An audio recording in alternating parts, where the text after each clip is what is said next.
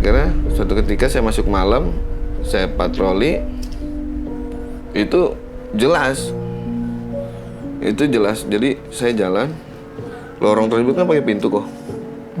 Ada pintu masuk. Saya buka, krek.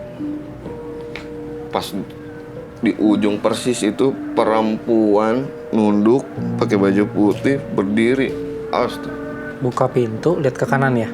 Lurus langsung kan? Oh, langsung. Kita buka pintu kan langsung tuh lurus. Tapi kan itu kan masih dekat, pendek gitu kan? Siap. Oh, sedekat itu? Iya, jadi masih jelas kelihatan bentuknya. Keranda itu bludak. Terbang, lari ke ujung. Itu terbang kok. Keluar semua warga sepanjang musola ini. Keluar dan menyaksikan memang keranda ini terbang ke arah baratnya dia. Berhenti di satu rumah. Dia muter. Satu rumah muter, balik lagi ke musola. Baru jatuh. Dam.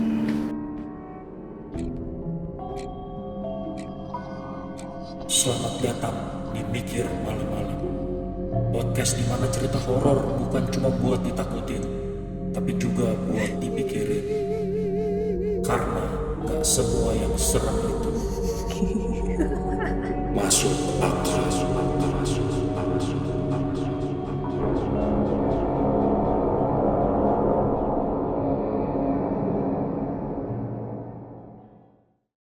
Selamat datang di Mikir Malam-Malam. Kembali lagi di segmen utama kita, di mana gua Nathanael Selvin, gua nggak sendirian, dan kita akan ngobrol-ngobrol sama seorang narasumber yang sudah pasti, kalau sudah datang ke sini pasti punya pengalaman yang horor. Nah, kali ini gue sudah sama seseorang yang berjasa besar menjaga sebuah lingkungan, sebuah tempat, karena beliau adalah seorang yang bertanggung jawab atas keamanan sebuah tempat.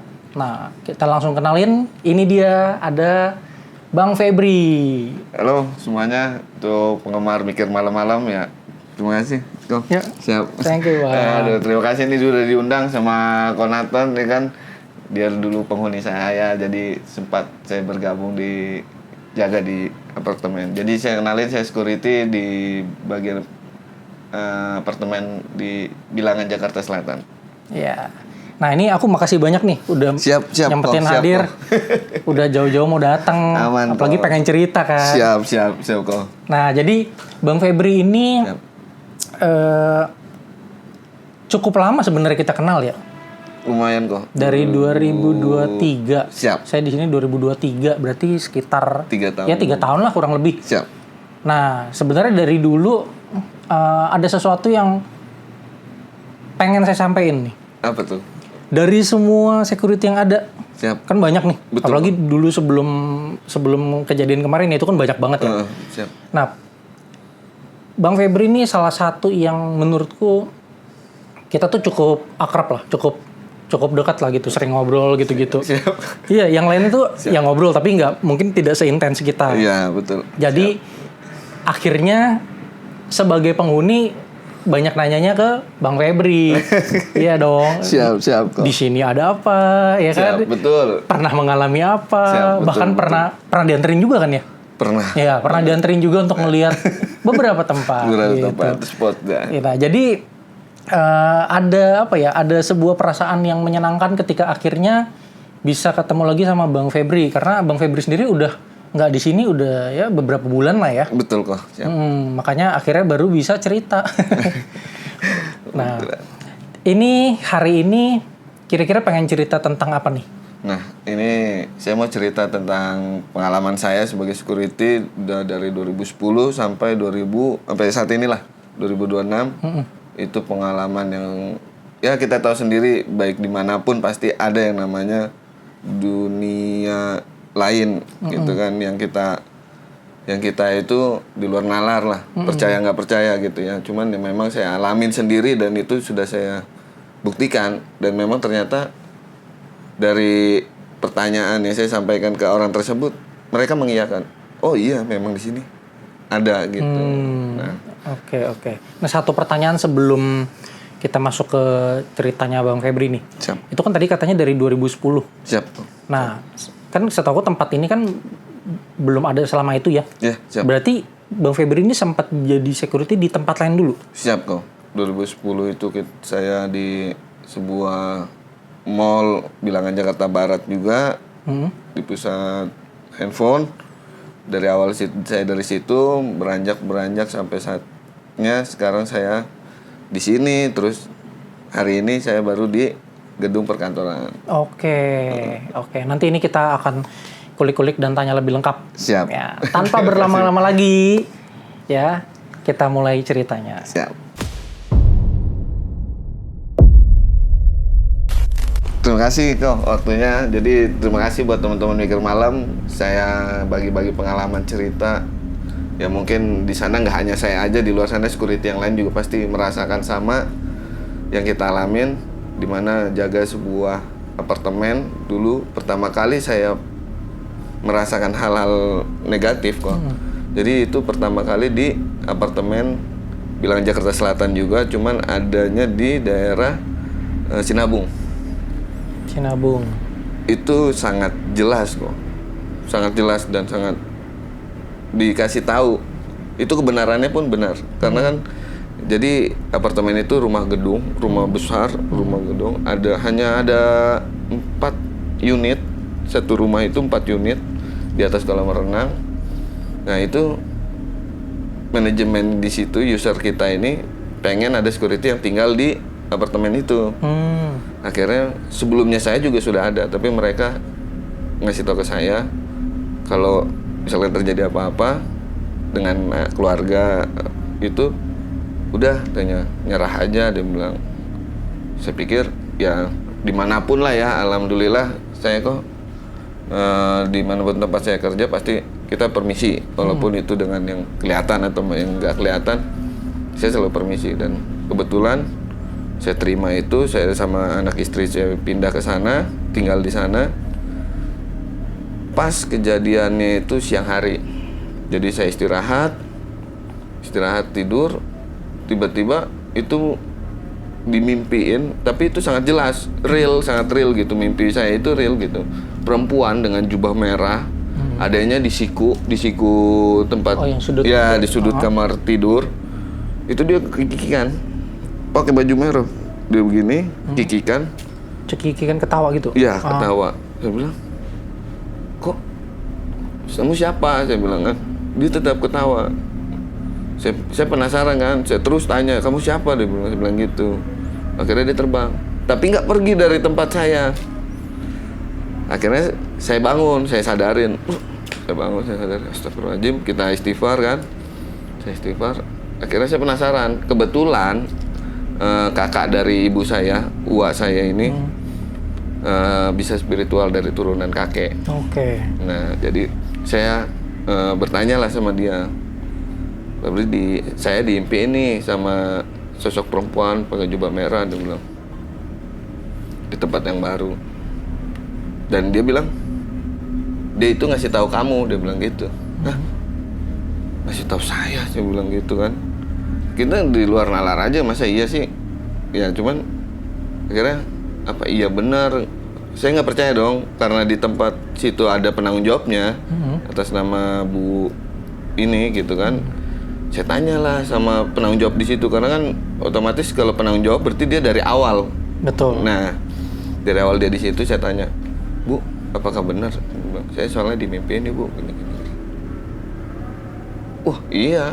Dia bilang, lu dikasih tahu tuh. Nah, di situ berarti real yang saya impiin itu. Wah, bener-bener kok. Wah, ternyata ini bukan sekedar ilusi. Emang benar. Kok bisa, Bu? Saya bilang. Lu mau tahu nggak tanya tempatnya di mana? Jadi kita itu rumah gedung kok, ada basement, turun satu lantai gitu kan, turun di basement. Nah, di basement itu di belakang kita ini pos. Jadi kita pencet, ini tembok. Jadi kalau buka pintu itu hanya pencet tombol aja kok. Nah, keluar masuk penghuni kan. Nah, di belakang tembok tombol ini itu ada gudang. Ternyata narasumber si ibu ini, si penanggung jawab ini bilang, ini rumah dia. Dan dia itu meninggalnya karena bunuh diri. Oh. Memang benar sosok si perempuan ini. Oh. Sosok si perempuan ini dia itu ngasih tahu lu. Aduh, saya bilang. Tapi ganggu nggak? Alhamdulillah. Ya karena kitanya permisi ya sama mereka, saya sempat bertahan di situ 1 tahun. Jadi kejadian-kejadian janggal di sana itu luar biasa. Karena saya bilang, oh ya udahlah, biasa aja gitu kan. Karena udah terbiasa 1 tahun ini. Nah, pindahlah saya ke Bilangan Jakarta Selatan di pojokan antara Depok nih sama Jakarta Selatan nih apartemennya. Itu kebetulan saya itu 2016 pada saat tempat ini yang sekarang Koko tinggalin ini itu dari zaman pembangunan. Oh, 2016 tuh pembangunan startnya? 2016 pembangunan kok. Oh, oke. Jadi bulan 3 itu pemagaran. Bulan 4, 5, 6 saya kesini. Oke. Menggantikan teman yang resign, akhirnya saya pindah ke sini, dipindahin ke sini bertanggung jawab atas teman-teman yang lain dan tempat area sinilah. Kebetulan gitu. Nah, dari awal tempat ini itu memang luar biasa kok. Saya pada saat itu kita langsung ke ininya aja. Itu malam hari setelah saya briefing, kita masuk ke, kan dulu ini masih proyek kok, tanah kosong gedung ini. Jadi pakai kontainer. Kantornya itu pakai kontainer. Oh iya, biasa masih pakai kontainer. Siap, pakai kontainer. Kita masuk nih, kita ada orang 4. Masuk ke ruangan, kita standby di situ. Saya nulis jurnal kok. Saya nulis jurnal. Saya nulis, teman-teman udah mulai mau istirahat nih. Saya nulis nulis jurnal. Ketika nulis jurnal, ujung mata nih pintu kebuka sedikit gitu kan. Ngelihat ada yang lewat gitu kan. Siapa tuh kata saya kan. Itu kurang lebih sekitar pukul 1:30. 1:30 tengah malam tuh. Ya malam. Siapa tuh? Saya bilang kan. Saya cuekin, saya tetap masih nulis jurnal. Saya cuekin, karena dia merasa dicuekin kali kan. Dia lewat lagi. Makin lambat tapi jalannya kok. Siapa tuh? Saya bilang kan, saya nulis, saya berhenti. Kok ada cewek kata saya kan. Baju putih. Dan memang buat teman-teman kalau memang udah ngelihat yang begitu ya kok, itu kita tuh kayak hipnotis. Saya sampai kejar itu perempuan masuk ke toilet. Dan toilet itu ternyata toilet yang digembok, nggak kepake. Tapi di luar nalar saya kayak hipnotis. Lu siapa? Ngapain di situ? Saya bilang kan, luar. Ini bukan tempat umum. Saya bilang gitu kan. Akhirnya teman-teman bangun nih. Nyamperin ke saya. Mantan. Kenapa? Ada siapa? Itu cewek masuk kamar mandi itu saya kan. Saya suruh keluar, ngapain di tempat saya bilang kan, ini proyek saya bilang. Ternyata akhirnya apa kok? Teman saya ngingetin, itu kan kamar mandi digembok dan nggak dipakai. Hah? Baru sadar. Dari situ kok langsung saya meriang yang kayak orang masuk angin mau gigil. Sampai berhentinya itu subuh, pas banget azan subuh. Hilang semua, kepala putar, pusing, badan meriang menggigil. Kalau kata orang kita ketempelan gitu. Iya. Nah kita ketempelan. Wah itu meriang kok. Akhirnya udah subuh selesai. Nah sehat saya kan. Kejadianlah lagi di basement. Sorry bang, sebelumnya. Itu tadi yang pas di kontainer itu, Siap. itu berapa orang? 4. Berempat. Tapi yang bangun Bang Febri sendiri. Siap kok. Sama gini, itu tuh kan masih konstruksi. Siap. Udah ada kayak pondasi-pondasi gitu. Betul. Tapi tower-tower atau sama mall juga? Itu masih tiang pancang kok. Mallnya juga? Mallnya juga sama. Oh. Jadi masih plong tanah, hanya tiang pancang. Oh, area ini semuanya masih plong gitu? Masih plong kok. Wah, kebayang sih itu gede sih. Nah itu dia, ternyata saya telusurin kan, sama dengan orang-orang wilayah, apalagi ada sesepuh di sini. Dan saya ke RT kita ini kan, namanya Pak Haji Salam, dia tanya sama dia, ternyata memang di ujung sana gedung kita ini, Yang itu tower ujung. Nah itu yang pas putderan Aku belum pernah ke situ lagi. Pas putaran itu di ujung pojok dekat gasnya punya mall, tabung gas itu. Nah itu dulunya bekas kuburan kok. Oh gitu. Nah sejarahnya saya tanya itu kuburan sesepuh sini. Oh. Jadi itu ada 10 makam yang diangkat, dipindahin. Gitu. Nah jadi ya kita mudah-mudahan sih bukan mereka ya gitu kan, karena memang namanya tempat dimanapun pasti ada kok gitu. Iya Dan di yang di marketing lama yang kosong jadi sekarang. taman ya. Itu kan ada tadinya bekas rumah orang, rumah warga sini yang notabene dia juga kontraktor. Nah, teman saya itu pernah ngeliat mereka itu ada 2 anak kecil main bola jam 2 pagi. Main bola kok Di rumah itu. di samping tempat kita, di halaman kita. Oh. Ditegur sama teman saya. Udah malam, bukan pada pulang malah main bola sini. Dia lari ke rumah itu. Akhirnya ya sudah. Udahlah itu kita anggap memang penghuninya di situ. Dan ini real dan fakta di tempat kita ini di basement. Saya patroli sama teman saya berdua ke basement 3. Ke basement 3 saya patroli, saya naik motor turun. Pas turun itu saya ini kayak nabrak angin, tapi temen nggak ngerasain yang bawa motor. Saya tuh nabrak angin, pup begitu. Kalau muka ke gampar angin gitu sih kan berasa kan, berasa blok gitu. Nah gitu, blok. Saya stop teman saya. Terus berhenti bro. Kenapa bang? Dan terus bro, lu berasa nggak? Saya bilang, enggak. Lu nabrak angin nih saya bilang. Saya gituin. Perasaan komandan aja kali. Ya, saya bilang, udah kita naik deh. Nggak usah terusin, saya bilang. Naiklah saya sampai pos akhirnya yang di pintu utama mobil masuk. Bener, nempel lagi lah saya meriang lagi situ kan. Oh. Udah, meriang, selesai. Dan akhirnya sampai jadi gedung kita ini. Dapatlah laporan saya dari teman-teman divisi lain dari tim kebersihan. Bahwasanya di tempat ini muncul sosok pocong. Wow.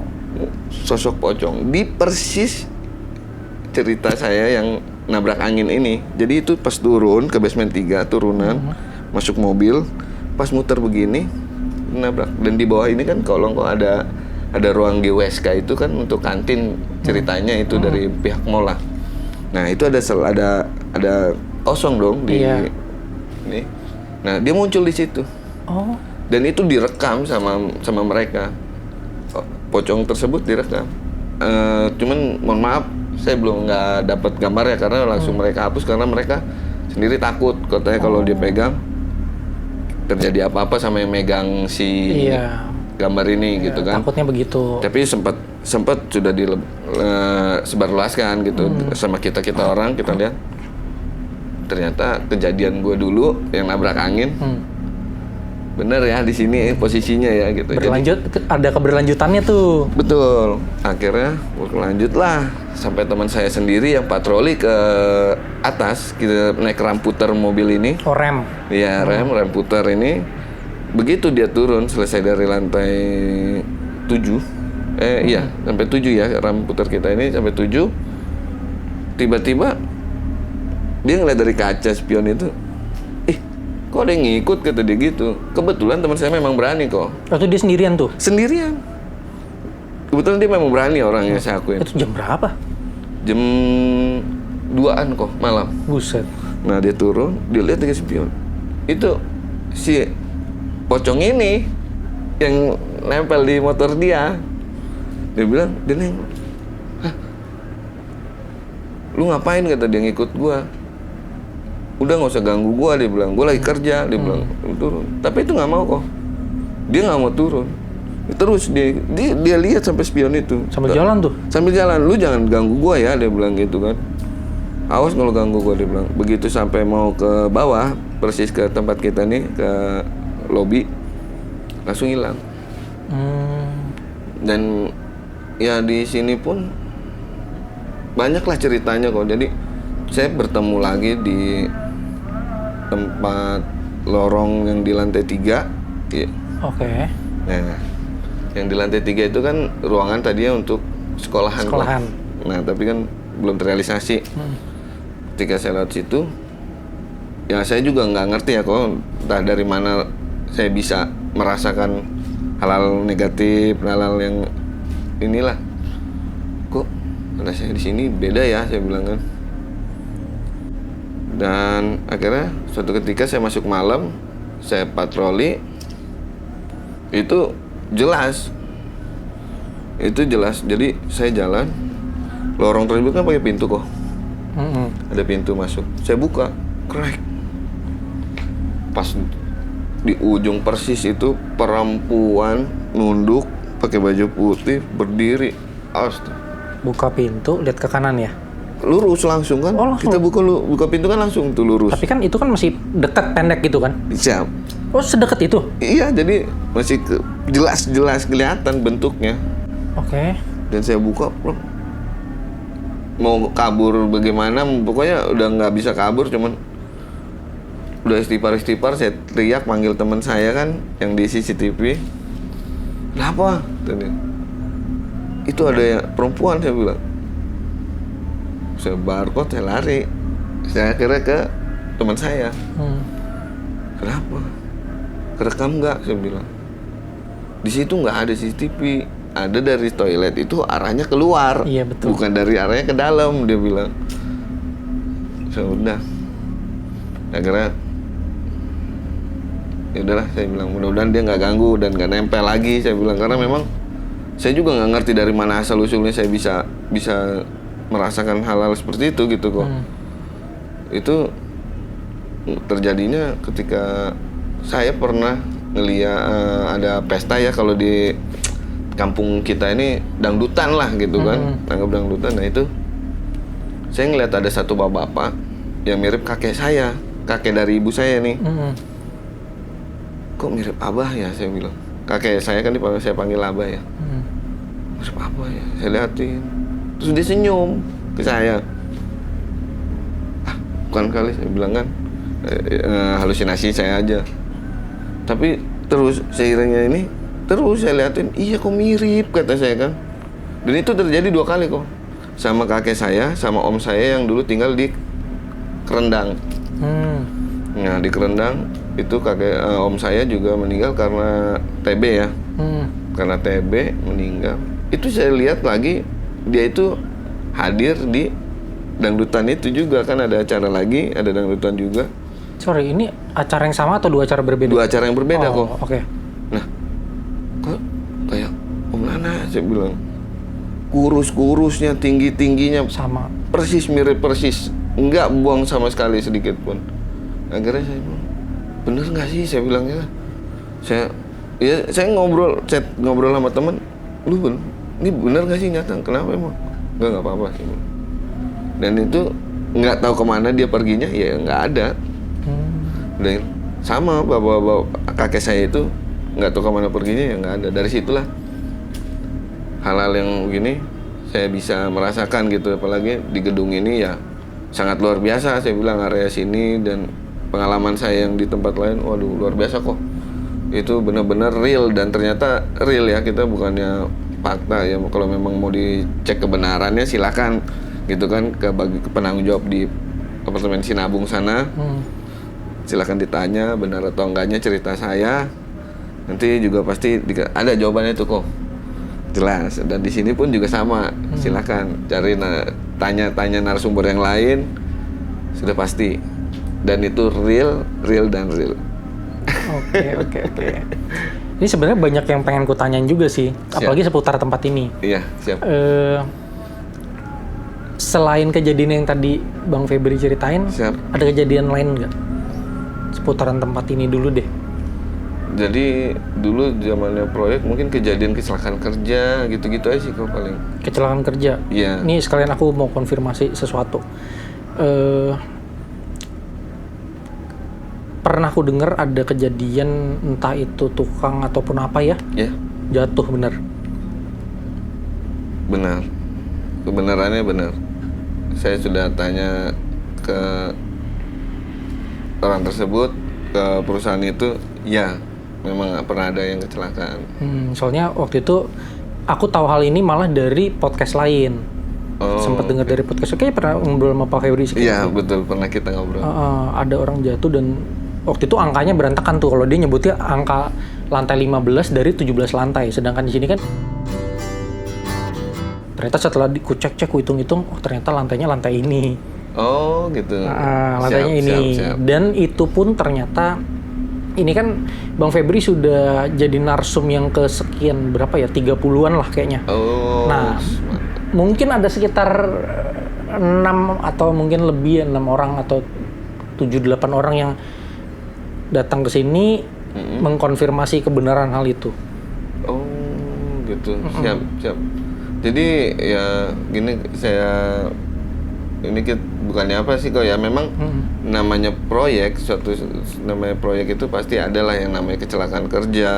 Dimanapun kita kerja pasti adalah yang namanya kecelakaan kerja. Memang pernah ada dan saya juga pernah alamin dan saya pernah langsung melihat juga pernah.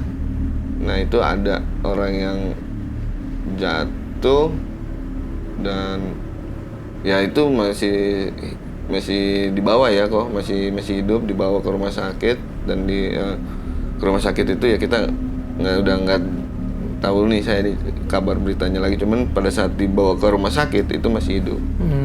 Nah kalau yang ada seorang bapak-bapak tua itu sampai kelelahan, pernah kelelahan, dia entah dehidrasi emang kurang minum atau apa. Saya juga itu dia datang ke pos security ya, karena dulu proyek kan punya security sendiri ya kok. Kita kan dari user nih, dari pengembang gitu kan. Jadi saya pas kebetulan lagi di security proyek ini, saya lagi berdiri, itu kan ada pekerja yang sudah usia lanjut, capek gitu kan, kenapa? Kasihlah minum 1 gelas besar kok. Itu habis. Buset. Habis kok diminum sama dia. Pak, saya emang nggak minum. Nah, saya sebagai keamanan saya tanya dong, dan dapat jawabannya nggak enak. Botol dilarang masuk pak, minum begini. Wah, emosi dong saya, karena kebetulan saya punya wewenang di situ. Saya tanya ke security proyeknya ini, memang benar ini nggak boleh masuk galon apa botol bentuk apapun, soalnya begini sampah lah apa ini. Saya marah dan saya konfirmasi lah ke pimpinan saya. Pimpinan saya nggak terima karena memang namanya orang kerja itu butuh makan dan minum kan. Iyalah, gitu kok. Bener lah. Dan akhirnya ya alhamdulillah itu dia ini, cuman tersiar kabar lagi selanjutnya itu kurang mengenakan gitu, orangnya udah meninggal dunia gitu kan. Kenapa? Nah itu saya kurang paham jelasnya gitu kan. Orang itu juga? Iya, entah si bapak ini karena dehidrasi kah atau karena apa, saya juga kurang paham. Itu kejadiannya pun bukan di proyek, maksudnya di luar, di tempat mereka kan ada namanya bedeng kok gitu, ya, tempat mereka bedeng. tinggal. Nah bedeng. Nah itu di situlah. Oh. Nah itu infonya dari sana gitu. Iya. Oh ya udah saya bilang. Tapi ini kita ngobrol soal kayak kecelakaan kerja ya. Yep. Bener nggak sih kecelakaan kerja itu adalah sebuah kalimat halus dari tumbal proyek?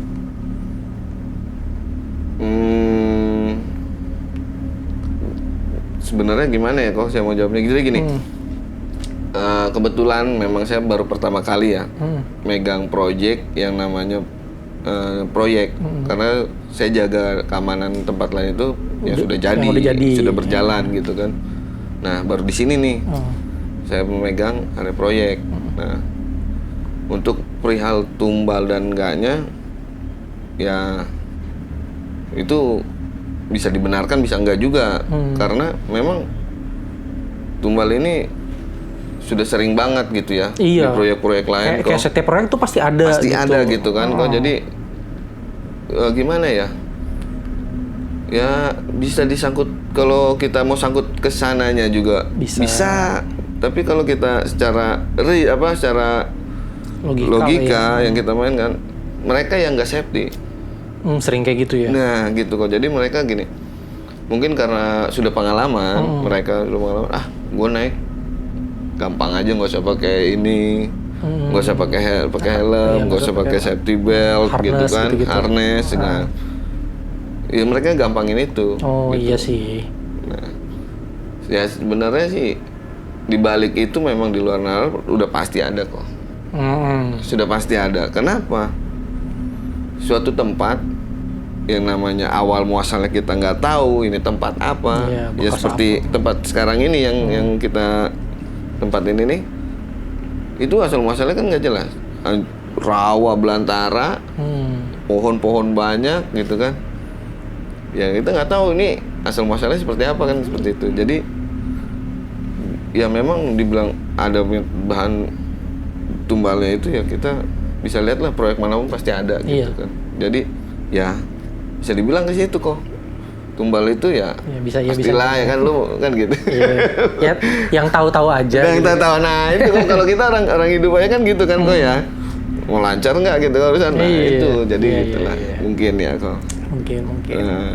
Cuma mungkin karena ini tempat masih masih relatif baru, masih berkembang lah ya nyebutnya. Masih berkembang.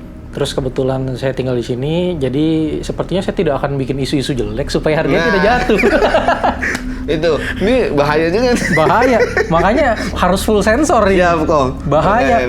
Aduh, mudah-mudahan ya bukan niat mau ngejelekin, kita berbagi pengalaman aja kok. Iya, lagian sebenarnya gimana ya, tanpa Bang Febri cerita pun saya tuh salah satu orang yang percaya semua tempat tuh pasti ada. Yes.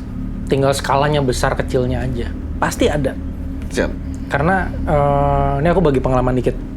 Orang bilang kayak misalnya tempat yang paling aman itu misalnya kayak rumah ibadah gitu misalnya.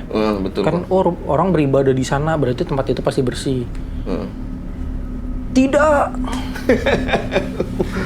Tidak. Setuju. Iya kan? Setuju. Saya Kristian nih. Siap. Saya udah seumur hidup tuh udah nginjakin kaki tuh udah ke banyak gereja lah. Udah puluhan gereja saya injak. Siap. Dan rata-rata gereja mau gereja kecil, gereja gede yang udah sampai gedung-gedung ada. Ya. Dan itu saya juga pernah kok mengalami di masjid yang musola. Itu jelas memang dimanapun lah pasti ada. Dan musola ini pun saya ngerasain itu real kok, fakta kok. Itu semua orang lihat loh, warga sekitar saya ini. Rame ngeliat gitu. Jelas. Itu apaan? Keranda terbang. Anjrit.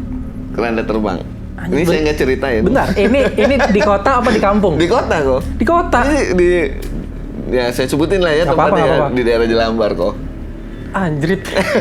Kejadian tahun berapa? Itu saya kalau nggak salah masih ke SMP kelas 3 atau kelas 2 SMP lah, lupa saya. Wah gila. Pastinya. Udah lama ya? Pasti. Dan itu ya saya juga lupa cerita sama Koko itu kan. Iya. Tempat ibadah pun itu jelas kok, warga sekitar ngelihat. Dan di dalam musola ya kita namanya kenakalan remaja ya.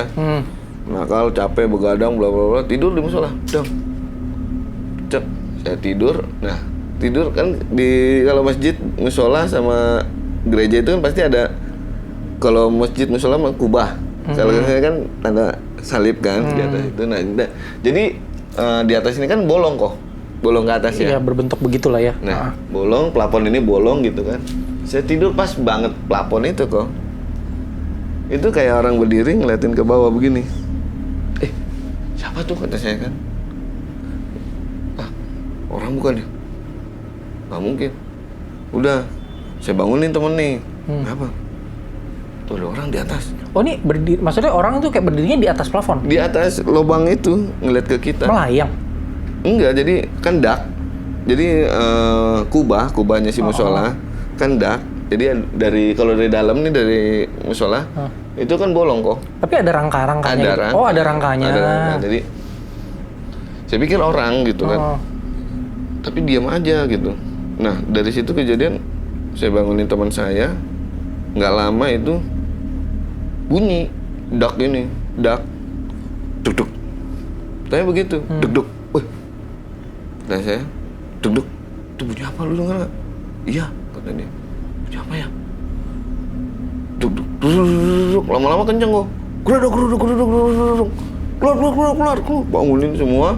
Teman-teman kita bangun semua keluar dari musola. Kenapa? Iya, bunyi apa tuh? Geruduk. Nah, jadi musola ini sampingnya kan rumah. Itu rumah siapa lah itu. Dia pun sampai keluar. Samping musola itu rumah dia. Dia sampai keluar. Bunyi apa sih? Katanya berisik. Oh, dia juga dengar. Dengar kok. Oh, gila. Terus Gokilnya itu keranda itu geludak. Dang. Terbang. Lari ke ujung. Itu terbang kok. bentar. Di kota ya. Kerandanya disimpannya di atas musola di dak. Oh, memang disimpannya di situ. Di atas dak.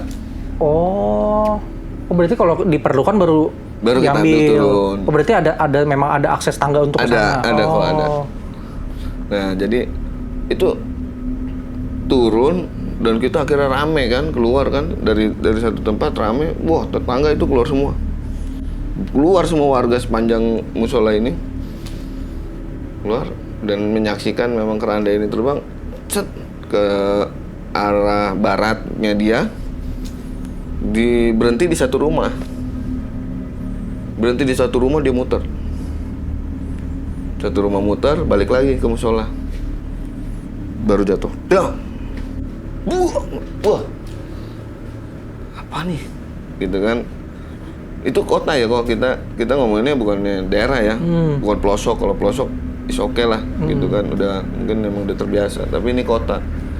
Yang keluar nggak mungkin gitu kan, apalagi orang modern dan iya kan apalagi anak Gen Z nih ya nggak percaya hal-hal begitu, tapi ya memang ini real gitu, nyata. Boleh ditanya gitu ke tempat saya pernah terjadi apa enggak, itu silahkan gitu. Nah itu akhirnya jatuh.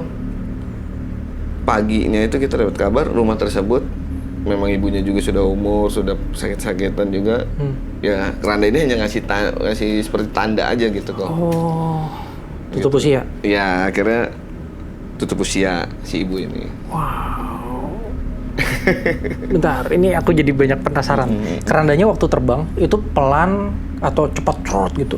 Langsung menuju ke rumah dia. Kenceng gitu? Iya, terbang.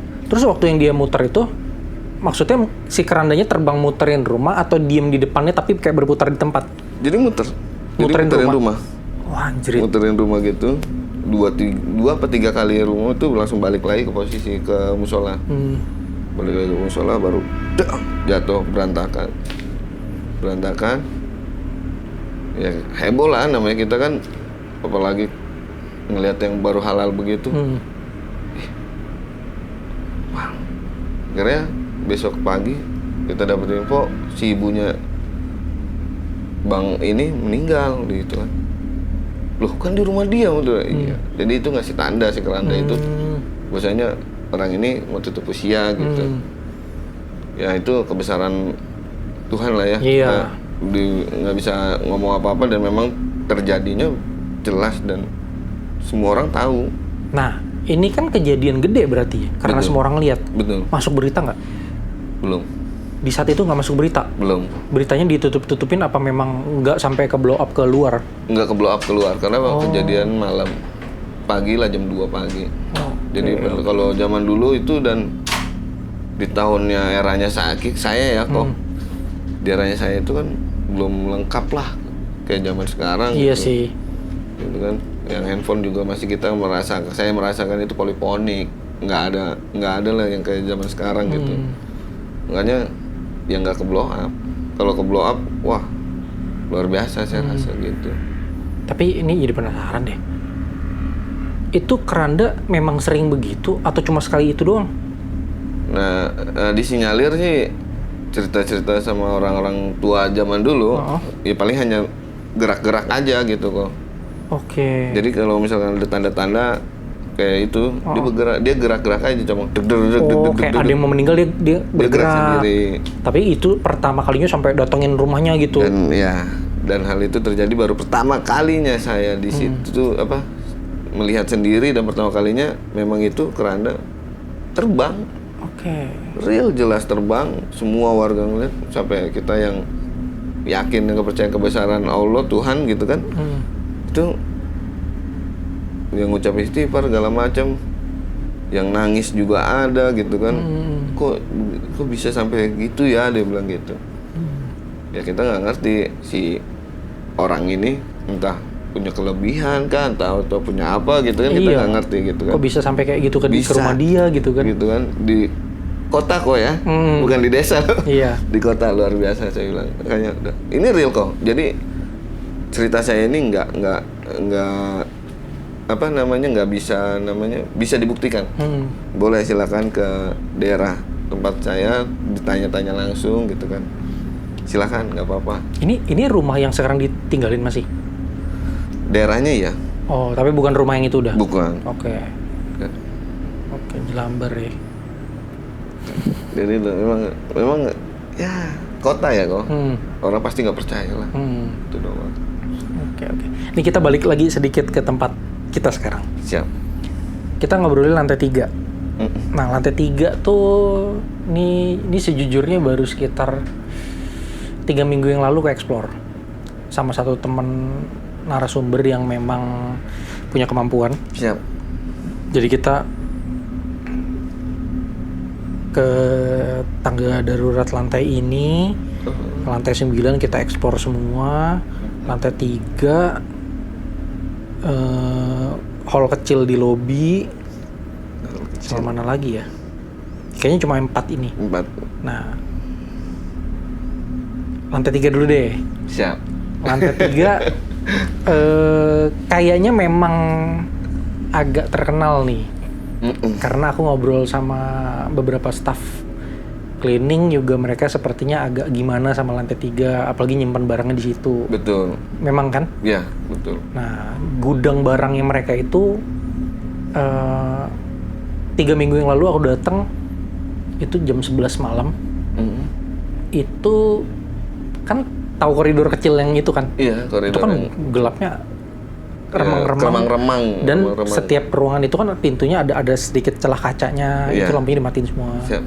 Aku sebelum 3 minggu yang lalu tuh aku udah sering ke sana sendirian gitu. Itu lampunya dimatiin semua. Nah, 3 minggu yang lalu pas aku datang, tempat nyimpan alat itu lampunya dinyalain terang, pintunya dibuka. Oh, siap. Dibuka pintunya, terus lampunya nyala. Nah, si narsumku yang sebelumnya, pas aku bilang, nih ruangan yang terkenal, aku bilang, masuk nggak ya? Aku gituin. Terus dia bilang, janganlah, kata dia. Ah udahlah, nggak apa-apa, gue masuk, gue bilang. Begitu gue masuk, cet, dia langsung, katanya. Dari luar tuh, dia nggak mau masuk, katanya. Apa tuh, katanya. Cet. Ternyata katanya di situ ada sosok perempuan yang mungkin sepertinya itu yang Pak Febri sempat lihat dulu. Siap. Ya kan, aku nggak tahu tempat dia sebenarnya di mana, tapi yang pastinya kayaknya ranahnya di koridor itulah, di lantai itu. Koridor itu. Nah, dia dari dalam ruangan itu nembus keluar. Di luar, di pintu sebelum koridor itu tuh ada disimpan satu tong sampah gitu. Nah, dia masuk ke situ. Yang di pojok toilet berarti. Iya, jadi kalau dari lift kita keluar tuh, kan Bang Febri kan buka pintu gitu kan. Ini kita ke kanan. Iya, yang itu. Itu pintu toilet kok. Jadi iya. Ya, yang ujungnya banget. Betul, ujungnya iya, banget itu toilet. Ya, jadi memang itu toilet. Ya itulah yang saya lihat. Jadi mungkin Koko udah percaya ya cerita saya real gitu ya. Jadi ya yang saya lihat itu memang benar-benar sosok si perempuan itu, ya diam dia di situ karena mungkin saya pernah menggunakan toilet tersebut. Saya sering lewat mondar-mandir, jadi merasa dia mungkin pikir dia nggak ganggu kok, paling cuma kerja sekedar pakai tempat gitu kan, jadi nggak ngustik dia gitu. Dan mungkin juga ya dari zamannya proyek saya, karena kita kan nempel nih gedung kita ini sama si yang bekas marketing yang lama, kan nempel tuh. Iya. Kok bisa lihat sendiri lah dari kaca kan. Iya. Nah itu nempel. Nah memang dari dia sendiri yang saya cerita tadi, teman saya ngeliat 2 anak kecil main bola di pelataran kita. Ya larinya ke rumah itu, ke bekas marketing yang lama itu. Ya mungkin mereka karena dekat kan gitu, jadi interaksinya kita sering berinteraksi sama mereka gitu. Nah si sosok si perempuan ini jadi nggak apa ya, kok nggak terlalu mengganggu menurut saya, tapi memang dia sering sering nunjukin gue di sini gitu. Lu jangan rese ya, nih tempat gue gitu, kayak dia bilang gitu. Gaun putih ya? Gaun putih kok. Rambutnya panjang banget. Real, jelas banget itu. Saya sampai udah nggak bisa ngomong apa-apa, buka pintu tuh, astagfirullahaladzim. Mana itu kan kita patroli pakai barcode gitu kan, kok. Astagfirullahaladzim. Udah nggak bisa ngomong apa-apa, udah cuman ya elah. Karena memang kita udah tahu yang nggak bisa, udah bukan rahasia umum lagi. Teman-teman saya security juga hati-hati ya, hati-hati ya, lantai 3 itu pasti. Itu memang di warning ke semua? Yang iya. Sama-sama tahu gitu ya? Jadi biar kita tahu dan kita nggak kosong pada saat patroli ke situ. Pikiran kita nggak kosong, karena kan kalau kosong juga bahaya juga gitu kan. Jadi hati-hati lantai 3. Apalagi kalau dari Kamis nih masuk malam. Kayak sekarang nih ya kan, malam Jumat tuh sakral gitu kan. Sangat sakral buat umat Islam tuh. Malam Jumat tuh sakral. Ini Kamis ya? Kamis kok. Ya, jadi ya itulah, hati-hati ya. Oh iya, gimana ya? Ya teman-teman sih syukur alhamdulillah nggak ada yang sampai kenapa-napa sih. Nggak ada ya? Nggak ada. Jadi mereka memang eksisinya cuma pengen ngasih tahu aja sih. Nih gue di sini. Nih tempat gue di sini. Yang di belakang, taman belakang itu kok, yang saya pernah cerita sama Koko tuh, perbatasannya si lapangan tenis. Itu eksis juga gitu kan. Oh iya itu. Yang spotnya itu, Koko belum kesana ya? Udah. Oh udah ya? Itu udah. Nah itu spotnya juga luar biasa pada saat masih proyek ya. Pada saat RAM ini baru naik ke atas, baru pembangunan itu eksis dia. Nunjukin ke kita, pihak keamanan itu, nggak saya aja, pihak keamanan yang si swalayan supermarket itu mereka dikasih tahu, gue di sini, lu di situ aja ya, nggak usah ganggu. Dan ya, teman-teman yang supermarket, oh iya, udah biasa, jadi biarin aja gitu. Kalaupun emang dia mau ngeliatin atau apa, biarin aja. Walaupun merah ya, bukan putih nih, merah di situ nih. Wah, itu merah. Merah, makanya dia bilang udah biasa sih kata dia. Oh ya udah syukur deh kalau emang udah pada biasa, saya bilang gitu. Ya sampai mereka dulu supermarket ini baru mau up, ngadain ritual lah ceritanya. Oh ya? Saya mau ngadain ritual yasinan segala macam. Oh tapi keagamaan ya? Keagamaan. Yasinin sama mereka setiap masuk malam ini itu. Ya cuman ya itu saya bilang tadi, namanya penghuni yang sudah lama di situ nggak bakalan, saya bilang. Udah, yang penting kita sudah permisi lah, assalamualaikum atau sama mereka gitu kan. Kita ini nih udah. Ya, mereka pun pasti tahu lah gitu kan. Dan mereka juga, menurut saya kok. Penghuni-penghuni alam gaib gitu, mereka tuh tahu karakternya kita per orang masing-masing gitu kan. Misalnya kayak saya atau kayak Koko nih, ini orang misalkan rajin ibadah nih, pasti dia eksis ke Koko nih. Halo, Koko di mari, itu pasti pengen ngasih tahu. Jadi Koko bisa tahu dan bisa lihat, iya gitu. Jadi mereka paham, mereka juga lihat ke kita, tahu karakter kita gitu sebelum. Oh, ini orang rese nih, gue kerjain, pasti dikerjain. Karena saya pernah juga dikerjain di basement 2, dikerjain, itu suara laki. Basement 2, oke. Suara laki, kita turun, saya sama teman saya, beda orang ya sama yang waktu di basement 3. Dan orang saya muter, dia baru bangun tidur, teman saya ini baru bangun tidur. Ayo. Malam juga ini? Malam, patroli muter. Itu suara laki kok. Oh, ketawa. Bergema dong? Jelas, tapi teman saya nggak dengar. Oh, terus berhenti. Putar, naik. Mana? Itu parkiran B2. Naik, set.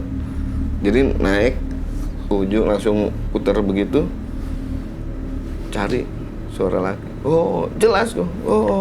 Pertama dengar waktu masih di B3? Iya, pas kita mau naik.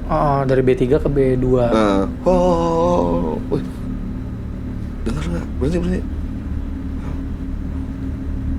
Gak ada. Itu berhenti sejenak, kurang lebih 5 menit.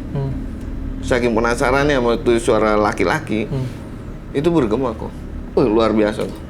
Iya. Ini laki, Bu. ngapain katanya kan. Saya putar balik, cari telinga-celingu dan nggak nemuin siapa-siapa di situ. Dan teman saya juga bilang mungkin dia baru balik lagi ya, nyawa dia karena baru bangun tidur. Dia bilang, iya, nah udah yuk kita balik lagi. Ada kok, biarin aja kata dia di situ. Serius nih, tak bener tangga nih teman saya bisa tahu ngelihat dan keberadaannya dia. Ya udah deh, ayo saya bilang. Ya saya tinggal gitu aja gitu. Jadi ya itu aja sih. Menurut saya di tempat kita ini ya lumayan. Kalau menurut saya lumayan eksis lah, tapi nggak terlalu wah gitu. Iya. Tempat kita ini, mereka ini eksis lah. Nih, lantai 9 gimana? Nah, untuk yang di lantai 9 itu kebetulan saya dapat laporan ya kalau dari penghuni kita juga. Pak, itu kan. Pak, masa gua orang 4 orang rame, dia bilang gitu kan. Itu lewat, gila nggak, dia bilang. Hah? Lewat? Serius? Iya. Jadi dari barbecue, kan itu taman yang bulat kecil, di pojok kan. Itu jalan ke arah kolam renang. Mereka berempat lagi ketawa asik-asik gitu kan. Ngobrol, lewat. Wah, diam semua itu langsung kata dia. Iya, kayak orang nggak punya salah, gimana sih, itu jalan aja gitu. Eksis kok, bener-bener dilihat sama mereka 4 orang. Sekarang, ya mohon maaf ya kalau kata orang dulu, kalau lu ngeliat yang begituan, mereka yang hapus kan gitu. Nah, mereka yang hapus nih si alam gaib ini. Tapi ini enggak, dia jalan aja biasa. Eksis depan penghuni kita ini, dia eksis lewat set gitu. Ya karena mereka berempat pikir nggak takut kan, ngapain gue lari gitu kan. Cuman akhirnya mereka cerita ke saya, serius, iya. Sempat jam masuk malam juga, saya mau buktiin gitu kan. Memang kalau saya bilang bukan di kolam renang ya, kalau sebenarnya eksisnya ini dia. Di lantai 8-nya itu area parkir. Oke. Nah di area parkir ini kan, itu kan ke kolam renang itu kita naik. Iya. Ada kayak space bisa ngeliat ke atas. Bisa ngeliat ke atas. Dari situ spotnya. Yang saya alamin ya, yang saya rasain gitu sebagai yang udah pernah di sini lama. Nah di situ, dari situ kok. Nah dari situ, jadi itu pintu liftnya si mall yang di pojok itu.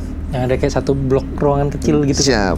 Nah itu, dari situ eksisnya dia di sini di lantai 8 di tempatnya si gudang yang ke Bengkala itu, yang di parkiran mobil kan ada gudang tuh. Oh ada gudang itu? Iya, yang udah nggak dipakai. Memang proyeknya udah selesai kan, belum dibongkar dan belum dirapihin. Dia eksis tuh di situ.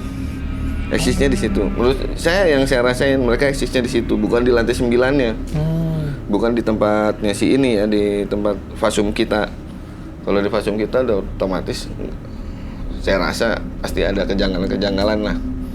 Yang tahan, kan kita kan banyak anak kecil nih yang lihat atau pleset atau apa, pastilah itu pasti ada. Tapi ini kan enggak, dia hanya eksis sekali aja di lantai 9. Jadi menurut saya spotnya itu di lantai 8. Kalau emang yang mungkin yang bisa spiritual, yang bisa melihat alam lain gitu, itu pasti di lantai 8. Karena ke saya, proteknya itu sangat berasa gitu kok. Kita patroli lantai 8. Oke, itu yang tadi gudang kosongnya masih ada? Sampai sekarang masih. Gimana kalau habis ini kita explore sedikit? Boleh, siap. Bisa lah ya? Boleh, Oke, siap, nanti. siap. Cuman gini, sejujurnya lantai 8 aku belum terlalu explore. Tapi lantai 9, 3 minggu lalu bareng sama narsum itu. Siap. Malam itu, apa ya, rasanya strong kali di situ. Jadi di lantai 9 itu, kalau ini pendapatku sama pendapat narsumku yang sebelumnya. Cewek itu di lantai 8. Yang mungkin dilihat sama si penghuni itu asalnya dari lantai 8. Tapi di lantai 9 itu ada 2 titik yang sangat kuat. Yang pertama itu di amphitheater. Di amphitheater, di sudutnya yang banyak tumbuhan. Siap. Itu ada genderuwo duduk diem. Siap. sama di skydeck. Skydeck yang atasnya rem sebenarnya. Oh, di pojok sana. Iya, itu paling anjing. Betul. Itu gila. Jadi gue ke situ bertiga. Betul. Jam 11.30 malam nih. Siap. Jalan ke situ itu gelap total. Oh, iya. Lucunya itu kan udah lewat jam 10, harusnya Fasum itu dimatiin lampunya kan. Iya, betul. Malam itu nyala. Padahal tidak ada orang. Siap. Ya udah aku jalan set ke skydeck. Gelap nih skydeck. Aku paling depan.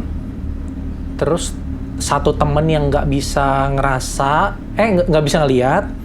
Satu teman paling belakang yang memang bisa ngelihat. Begitu aku masuk skydeck belok kiri, gitu. Ada yang noleh gini, langsung masuk ke jendela, klep gitu. Aku langsung, astaga, aku bilang, oke. Tapi aku belum ngomong ke teman-teman, cuma kayak ngebatin sendiri, oke. Masuk temanku yang kedua, udah maki-maki, wah tai katanya di sini, berasa banget nih langsung kata dia. Iya. Jalan, masuk teman yang ketiga, wah sialan katanya, ini kenceng banget katanya. Muter kita, jadi terus kadek kan kita puterin, kita dari kanan. Sengaja tuh aku dari kanan dulu. Siap. Supaya finishnya di kiri di tempat jendela si cewek itu tadi. Begitu kita ngelewatin titik jendela itu tadi, itu temanku berdua semuanya kayak anjir cepetan katanya. Tapi kita nggak lari juga. Jalan aja cepet. Jalan, cuma kita ngedumel kayak anjing kuat banget di sini kata dia. Ini kayaknya dari semua lantai 3, lobby, lantai 9 kayaknya ini titik ini skydeck yang paling parah katanya. Itu menurut kami. Nah, ini saya lurusin ya kok. Yang teman Koko lihat ini di tengah itu ada genderuwo. Oh iya, amphitheater. Di skydeck itu memang skydeck ini memang kelihatan berasa, tapi kurang inilah kok ya, nggak terlalu nggak terlalu ke saya ini nggak terlalu berasa banget gitu. Jadi dia biasa aja. Nah, cuman kalau yang Koko lihat di tengah, gimana ya ngomongnya ya? Oke lah. Jadi itu yang ini saya kasih tahu Koko aja nih, pertama kali saya cerita ke Koko nih. Koko yang pertama kali saya kasih tahu. Ada namanya kalau kita bangun sesuatu itu tempat pasti kayak kayak museum. Pemerintah pasti ngeletakin batu. Oke. Ya, kalau pemerintahan bangun museum pasti ada peletakan batu. Batu pertama. Di sini peletakan paku pertama. Paku? Yes, paku. Dan itu paku emas. Paku emas? Iya. Oke. Paku emas. Emas, bener-bener emas. Dari emas. Itu bentuk paku. Peletakan paku pertama. Ini di mikir malam-malam nih saya buka nih tempat saya nih. Aduh, luar biasa. Ini paku pertama kali diletakin di sini itu kok. Itu ya di lantai 9. Oh gitu. Yes. Jadi mohon maaf genderuwo tersebut tadi ya ada yang di tengah. Ya inilah aku pertama kali ditancepin gedung ini supaya berdiri. Ya ibaratnya izin lah sama seluruh area ini. Peletakan pertama itu ya di 9 si genderuwo ini. Mungkin di titik itu. Karena kalau harus mau lihat kan ada tuh zaman dulu saya pernah dengar cerita juga dari orang-orang proyek. Kalau lu cari paku itu udah gak bakalan ada. Iya. Dia bilang gitu. Maksudnya ya, walaupun lu tahu titiknya di sini, lu bongkar, lu mau ambil tuh paku emas. Dari emas kok 24 karat itu jelas. Lu mau ambil, lu mau jual lagi juga. Lu cari gak bakal ketemu, dia bilang. Lu mau bongkar sepanjang area itu, gak bakal udah ada. Terus, dia nggak tahu percaya nggak percaya dia bilang. Ya itulah titik kuatnya di sini. Oh gitu. Iya dia bilang. Makanya yang dibilang ya itu titik paku peletakan pertama gedung ini area ini. Oke. Berarti jatuhnya kayak ya entah itu pusaka atau mustika lah ya. Ya kalau saya bilang sih ya permisi lah kayak Cuma dibilang apa ya namanya? Mahar. Oh iya. Iya, mahar ya nggak? Make sense. Nah, gitu. Jadi mahar.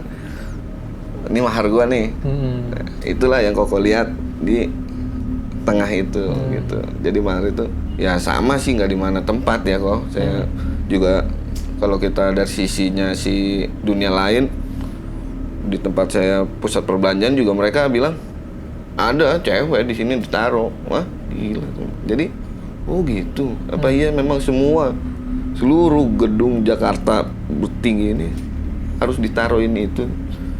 Jadi yang pertanyaan saya yang belum terjawab sampai sekarang, yang nggak tahu juga benar apa enggak gitu kan. Cuman yang saya udah alamin di tempat saya yang pertama kerja itu, ya mereka jawab ceritanya ya itu.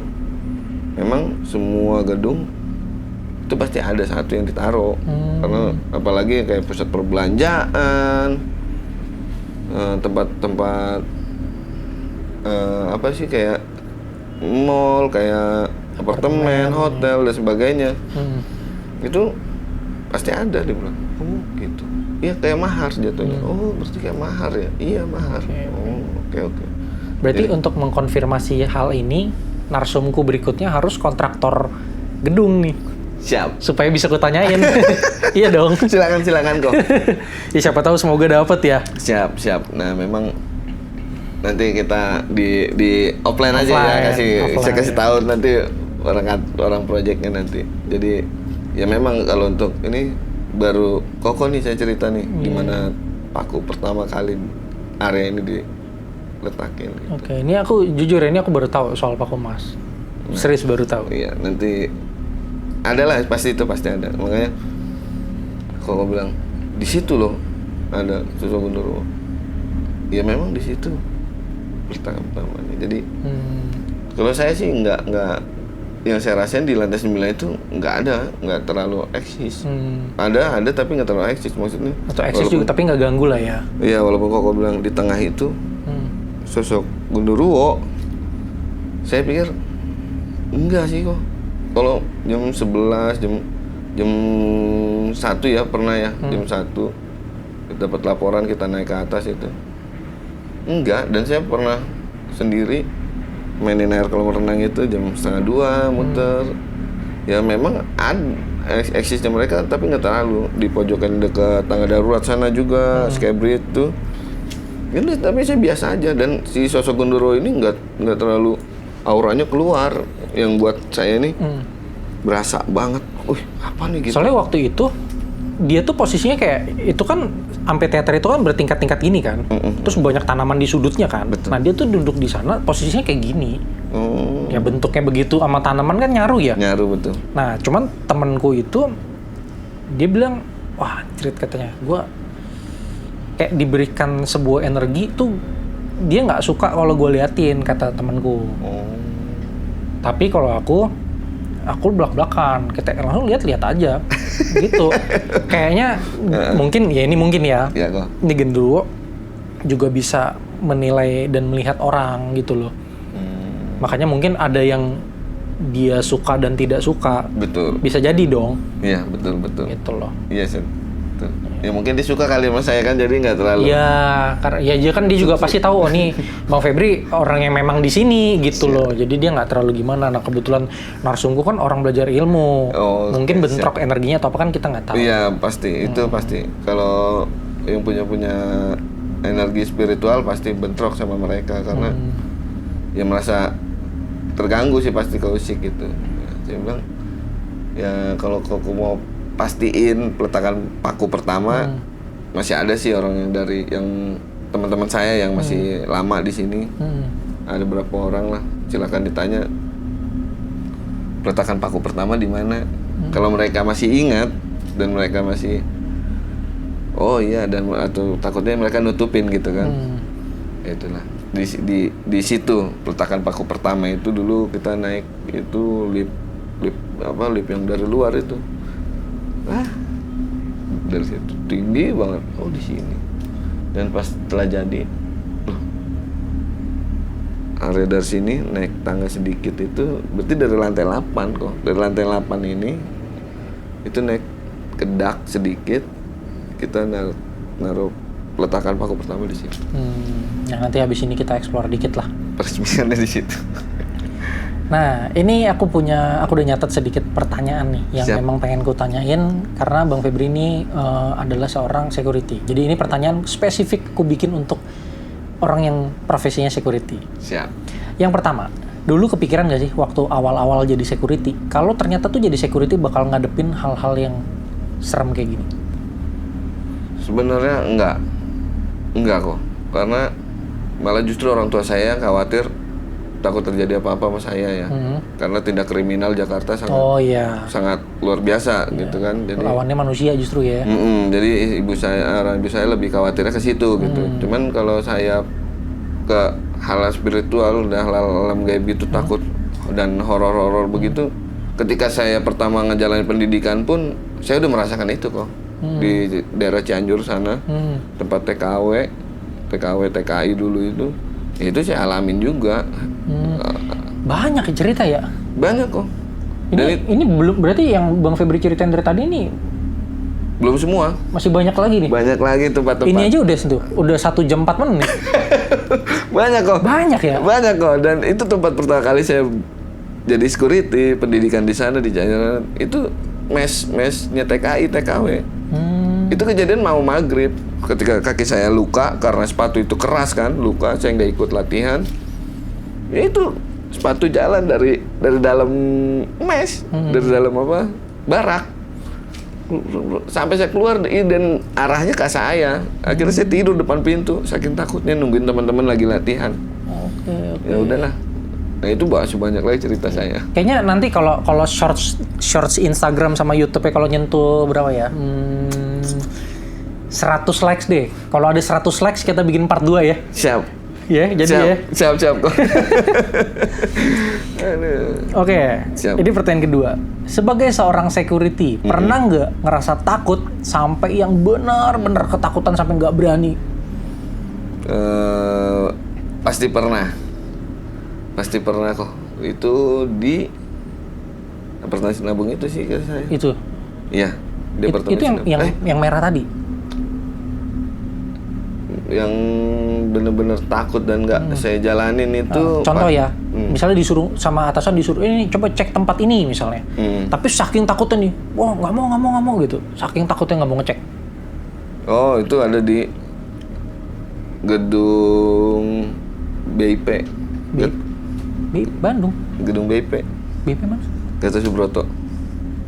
Oke. Di Gatot Subroto, gedung BIP. Padahal itu kan gedung rame kok ya. Apalagi setiap Rabu, malam Minggu, malam Sabtu, malam Minggu. Nah itu ada kegiatan di gedung itu gitu kan. Tapi pernah komandan saya merintahin saya suruh naik patroli sendirian ke atas ke rooftop. Nah di rooftop itu yang saya nggak mau. Jadi kok nggak berdua gitu, jawaban saya gitu. Biasanya juga berdua dan gitu kan. Wah enggak lah, dia bilang kalau sendiri gitu. Kamu kenapa? Ya bukan masalah apa-apa sih bilang. Ya kita kalau terjadi nempel ke saya terus nggak ada orang, siapa yang mau nolongin gitu doang gitu kan. Apalagi namanya kalau udah masuk itu kan bukan kita yang jalan gitu. Kontrol badan bukan gitu tuh. Tahu loncat dari gedung. Nah itu yang saya nggak mau gitu karena memang eksisnya di rooftop gitu. Oh, emang terkenalnya di rooftopnya? Di rooftopnya, makanya saya udah nggak mau gitu kan. Itu pernah. Oke, nah ini mungkin akan jadi cerita di part 2 ya. Siap. Ini saya penasaran sih. Siap. Oke. Sekarang kan udah nggak di sini. Pindah ke tempat lain. Terus tadi sempat kita ngobrol ternyata pindah ke sebuah gedung juga ya? Ya, perkantoran. Itu berapa lantai yang sekarang tuh? Perkantoran Tour and Travel ini ada sampai 7 lantai. 7-7-nya punya dia semua? Punya dia semua. Oh, lumayan ya. Untuk sebuah Tour and Travel 7 lantai itu gede. Oke, nah pas akhirnya pindah ke situ, akhirnya mengalami juga nggak di situ? Pastilah kok. Pasti. Iya, udah pasti kok. Gini kok, orangnya kalau udah pernah kena nempel sekali, apalagi sampai kontrak ke kita gitu, kontrak itu pasti ngerasain hal-hal yang energinya mereka itu saya ngerasain gitu. Berikutnya pun akan jadi lebih sensitif. Lebih sensitif gitu kok. Jadi paham. Nah makanya saya pun nggak itu di luar nalar saya, apa itu emang Allah kasih saya kelebihan di situ, saya nggak ngerti. Cuman di tempat saya yang baru ini itu baru kejadiannya 2 minggu yang lalu. Itu eksis. Nah jadi sebelumnya enggak saya patroli tangga darurat gitu ya. Dan ini eksisnya di tangga darurat lantai 2 2M. Oke. Itu eksis. Kok pertama saya ngalaminnya eksisnya mereka. Bau gimana sih, bau mayat baru ya kok? Wah, serius? Iya, bau mayat gila. baru. Gimana sih bau mayat baru kan melatinya? Iya. Badannya bau apa? Jasadnya dia juga iya gitu kan. Tuh bener-bener bau mayat gitu kan. Di lantai 2. Itu saya sama teman saya kan kita cuma berdua ya. Dia patroli. Lu nyium gak sih? Nyium apa sih lu? Kata dia gitu kan. Bau mayat baru, saya bilang gitu. Saya ngomong apa adanya, belak-belakan aja sama dia. Ngomong bau mayat baru. Ah, gak ada. Saya bilang, masa iya gak ada? Coba minggu berikutnya begitu lagi. Di tempat itu juga, di lantai 2 ini, itu nyerenget banget. Dan teman saya bilang, kok iya ya? Dia bilang bau melati. Lu nyium bau mayatnya nggak? Dia bilang, ini banget. Dan tiba-tiba pas nengok begini gitu kan, seret, tuh apaan tuh, kata saya, lari, turun, lari dia. Oi, kata teman saya kan, saking kagetnya dia kan, lari, anjing, kata dia, lu ninggalin gue, dia bilang. Ada ngeliat? Enggak, saya pas nengok ke belakang gitu, dia set gitu doang. Lari saya kan, anjing kan, bilang. Teman saya langsung, anjing lu udah bilang ninggalin gue deh. Ya habis mau gimana saya bilang. Terus, iya. Nah, minggu berikutnya lagi malam Jumat nih. Udah biarin aja kata saya. Alhamdulillah enggak. Sampai sekarang seminggu ini enggak. Minggu kemarin ketemu saya kan malam Jumat ya. Minggu ini enggak karena saya libur hari ini. Nah, itu enggak. Jadi area itu udah biasa aja kok. Enggak ya. Kemana nih dia nih gitu. Cuman saya lewat, teman saya kan gak yang. Saya jalan sendiri minggu kemarin. Saya jalan sendiri duluan. Jadi teman saya di belakang, saya duluan turun ke lantai 2 ini. Kok nggak ada ya? Mana nih orang gitu bilang gitu. Cuma gitu doang sih. Sampai akhirnya kemarin hari apa itu saya malam Selasa ya, malam Rabu. Kok masih nggak ada sih dia, kemana gitu kan? Nah udahlah, biarin aja, bilang gitu. Cuma mungkin ngasih tahu doang, tapi nggak tinggal di situ kayaknya dia ini. Oh, lewat ya? Ya, jadi kayak gua ada tapi gua nggak ninggalin, jadi gua kemana-mana, kayaknya gitu. Tapi coba lagi aja minggu depan, siapa tahu ada lagi. Siap kok. Siap. Oke. Ini kayaknya cerita kita udah lumayan panjang nih. Siap. Sebenarnya masih pengen kuterusin tapi durasinya udah lumayan. Jadi sepertinya kita mungkin akan lanjut ke part 2 deh. Part 2, siap. Part 2 ya. Siap kok. Ditunggu undangannya dari Mikir Malam-Malam nih, luar biasa. Jangan lupa nih like and subscribe nih. Saya juga udah subscribe nih ya kan. Udah, tenang aja. Terima kasih. Nah ini sekali lagi, makasih banyak nih. Sama-sama kok. Bang Febri. Siap, terima kasih undangannya. Mau datang, mau cerita. Siap, memang. Aku nggak nyangka ceritanya sebanyak dan seru itu. Iya, banyak dan menurut saya real itu yang saya alamin, sama pengalaman yang lain juga terjadi ya real. Alhamdulillah gitu, jadi nggak ngomong kosong. Jadi cerita saya di Mikir Malam-Malam nih sangat jelas. Apalagi sampai penasaran kan peletakan paku pertama tadi. Iyalah. Nah nanti Koko cari lah. Habis ini. Siap. Oke.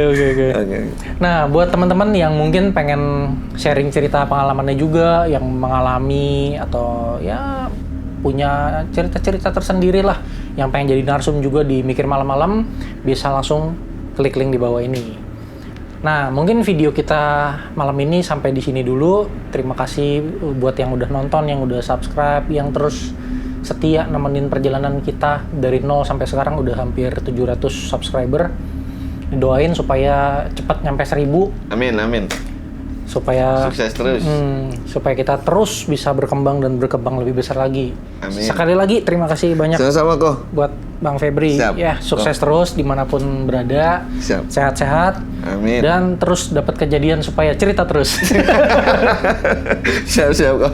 Yang penting ditunggu undangannya kita. Siap. Iya, siap. Oke, sampai jumpa di video berikutnya. Dah.